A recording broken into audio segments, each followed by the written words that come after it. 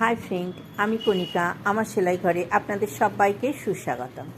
আজ আমি একটি স্ট্রেট প্যান্ট কাটিং করে নিয়ে এসেছি। কীভাবে সেলাই করব সেটাই আপনাদের দেখাবো। দেখুন, দুটো পা আমার কিন্তু একটা ছোট আছে, একটা বড় আছে, একটা 2 ইঞ্চি ছোট আছে।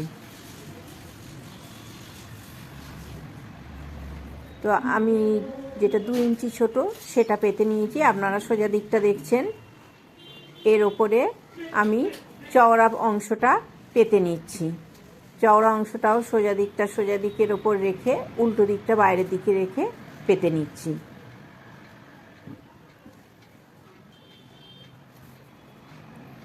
এবারে দেখুন, যে দিকটা চওড়া সেই দিকটা এক জায়গায় করে নিলাম। নিয়ে আমি ওপর থেকে পুরো নিচ অবধি সেলাই করে নেব। তারপর আমি এই অংশটা, ভেতরের অংশটা সেলাই করব। তো আমি আগে সাইড পোর্শনটা সেলাই করে নিচ্ছি।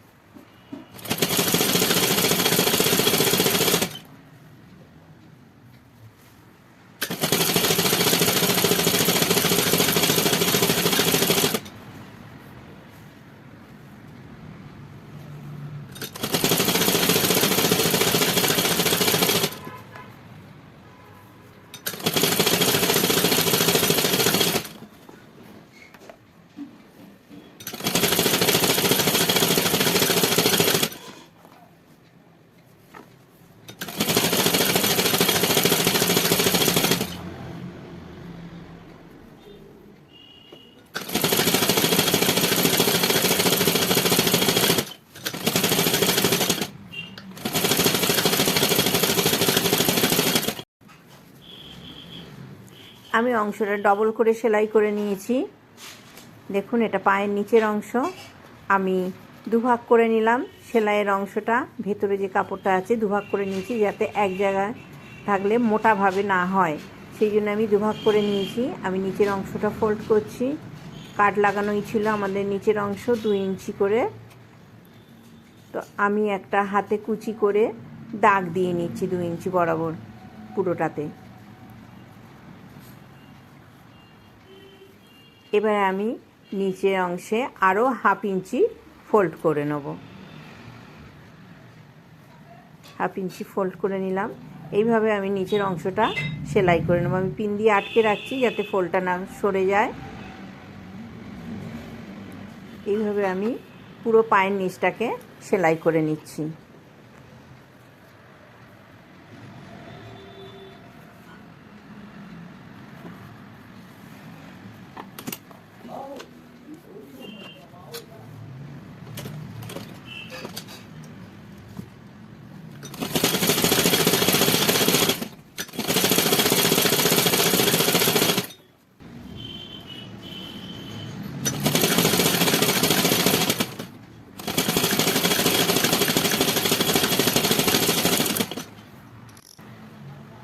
নিচের অংশটা সেলাই হয়ে যাওয়ার পর দেখুন, আমি খোলা মুখ দুটো এক জায়গায় করে নিচ্ছি।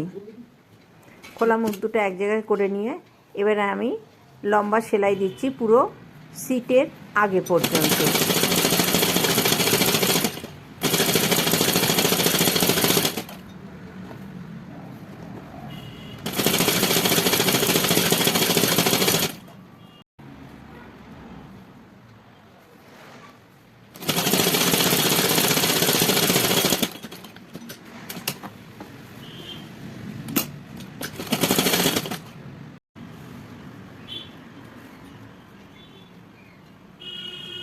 আমি প্রতিটা সাইড সেলাই ডাবল করে নিয়েছি। দেখুন, আমি প্রথম পায়ের নিচের অংশ কতটা ফোল্ড হয়েছে দেখে দ্বিতীয় পাটাও একইভাবে 1.5 ইঞ্চি মাপ নিয়ে পুরো সেলাই করে নিচ্ছি। দেখুন, প্রথম পাটাও 1.5 ইঞ্চি হয়েছে, দ্বিতীয় পাটাও 1.5 ইঞ্চি পুরো মাপ নিয়ে, যাতে ছোট বড় না হয়, প্রত্যেকটা মেজারমেন্ট সুন্দরভাবে হয়, সেই জন্যই মাপ নিয়ে সেলাই দিয়ে নিচ্ছি।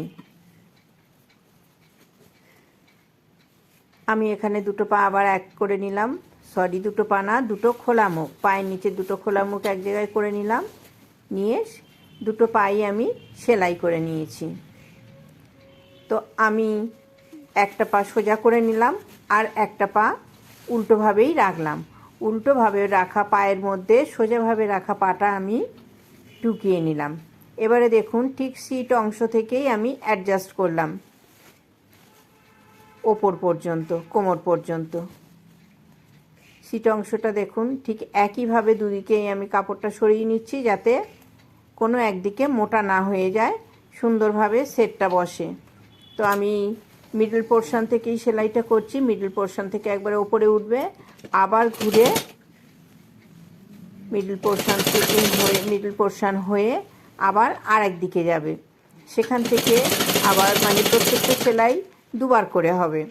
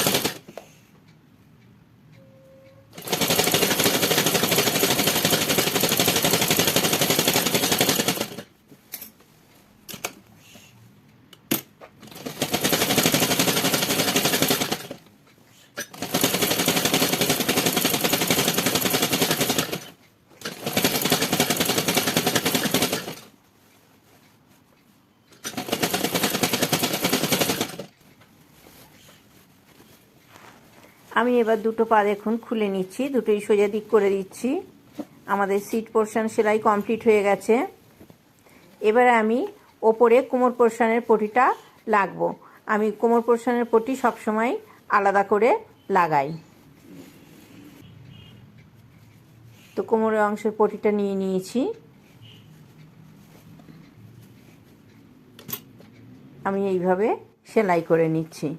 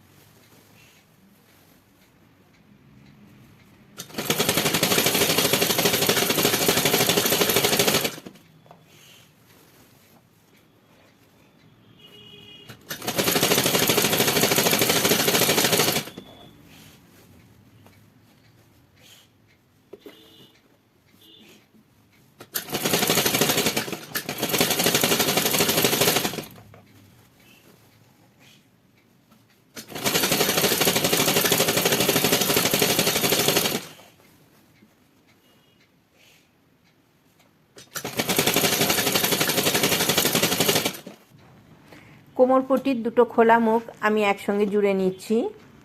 জোড়াটা লক্ষ্য করবেন। আমি কিছুটা দূরে এগিয়ে আবার ব্যাক করব।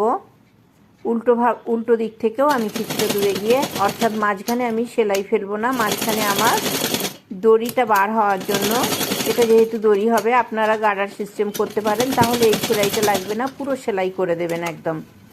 যেহেতু আমার এটা দড়ি হবে, তো এটা আমি মাঝখানটা কাটা রাখবো।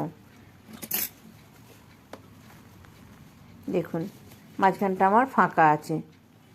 তো আমি দুপাশে কাপড় দুটো সরিয়ে এখানেও চাপ সেলাইটা দিয়ে নিচ্ছি। কাপড় দুটোকে আটকে নিচ্ছি, যাতে কাপড় দুটো এক জায়গায় না হয়ে আমাদের যে দড়ির জন্য যে গর্তটা হয়েছে সেটা যেন বন্ধ না হয়ে যায়। এবার আমি ওপরের অংশটা ফোল্ড করব, করে কোমরের সঙ্গে আবার সেলাই করে নেব। আমার সঙ্গে সম্পূর্ণ ভিডিওটায় থাকার জন্য আপনাদের সবাইকে অনেক অনেক অনেক ধন্যবাদ। আমার কাজ যদি আপনাদের ভালো লেগে থাকে তো প্লিজ আমার চ্যানেলটা সাবস্ক্রাইব করে আমার সঙ্গে থাকবেন। Thank you.